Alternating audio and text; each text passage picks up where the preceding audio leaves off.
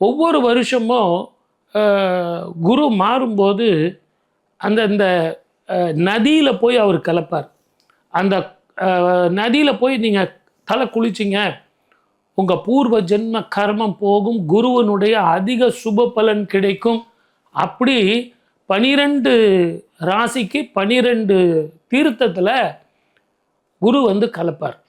இந்த வருஷம் ஜூன் மாதம் 2ஆம் தேதியிலிருந்து 12ஆம் தேதிக்குள்ள யமுனை நதியில் போய் நீங்கள் குளிச்சிங்க அப்படின்னா, குரு அந்த நதியில் கலக்கிறதுனால நீங்கள் தீர்த்தமாடினால் குருவினுடைய சுப பார்வை உங்களுக்கு கிடைக்கும். 12 வருடங்களுக்கு ஒரு முறை குரு கடகத்தில் உச்சம் பெறுறது, 18 வருடங்களுக்கு ஒரு முறை கேது ஞானகாரகன் குருவோடு சேர்றது.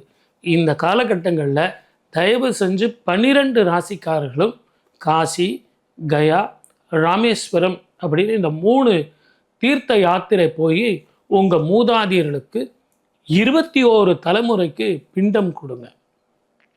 எல்லா நாளும் உழைக்கிறோம், ஆனால் இந்த காலகட்டத்தில் நீங்கள் கொடுக்குற அந்த பிண்ட பிரசாதம் அப்படிங்கிறது மிக மிக பெரிய பொக்கிஷம்.